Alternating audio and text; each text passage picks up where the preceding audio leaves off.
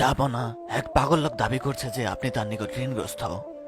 আমরা তাকে প্রাসাদে আমন্ত্রণ জানিয়েছি এবং কিছু অর্থ দিয়েছি, কিন্তু সে তা গ্রহণ করেনি। সে এখন কোথায়? এখানেই যাব না। তাকে আসতে বলুন। আপনার যা আদেশ। ফয়সাল এফেন্দিকে আসতে বলো ছেলে।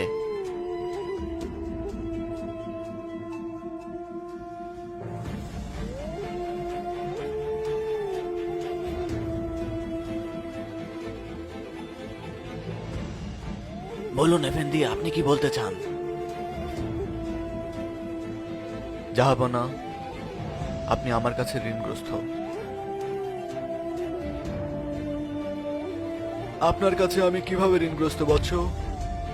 এফেন্দি, আমি ব্যবসা করতাম। ব্যবসায় লোকসান হওয়ায় দেউলিয়া হয়ে গেলাম, আর এ কারণেই আমি অনেক ঋণের মধ্যে জর্জরিত।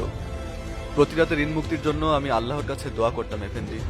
বাবা, জাহাপনা জানতে চান যে তিনি কিভাবে আপনার কাছে ঋণী। আমি যেমন বলেছি, প্রতি রাতে আল্লাহর কাছে দোয়া করতাম। গত রাতে আমার স্বপ্নে আমাদের প্রিয় নবী সাল্লাল্লাহু আলাইহি ওয়াসাল্লামকে দেখেছি এফেন্দি। সাল্লাল্লাহু আলাইহি ওয়াসাল্লাম।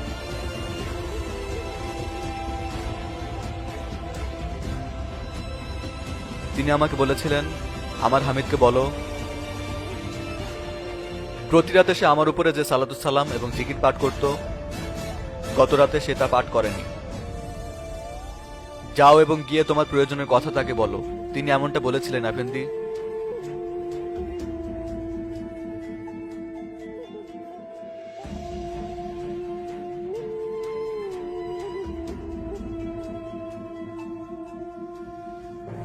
তিনি কি বলেছিলেন? কি বলেছিলেন? আমার হামিদকে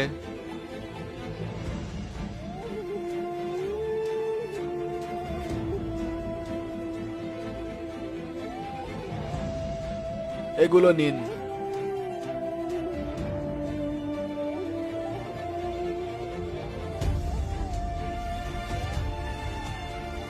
তিনি কি বলেছিলেন তা কি পুনরায় বলবেন?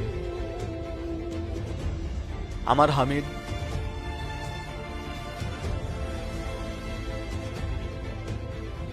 এগুলো নিন।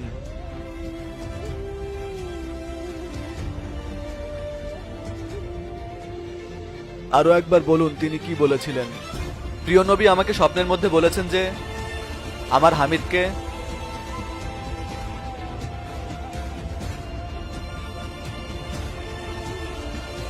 এটাও নিন।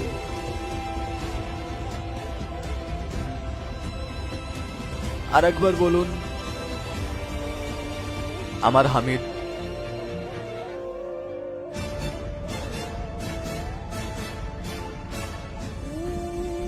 এটাও নিন। বাবা, এ পরিমাণ কি আপনার জন্য যথেষ্ট নয়? যথেষ্ট পাশা, আমি তৎক্ষণাৎ আমার ঋণ পরিশোধ করব।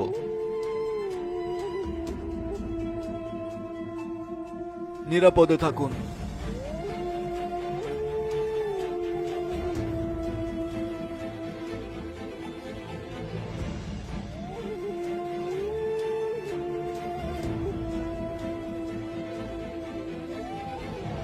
জাহাপনা, আপনি তো অনেক অর্থই তাকে দিয়ে দিলেন। আপনি কি বলছেন পাশা?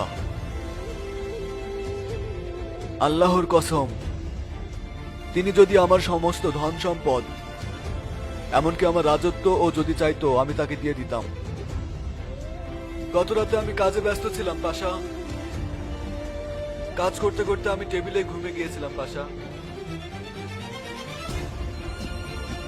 আমি দুধ পড়তে ভুলে গিয়েছিলাম।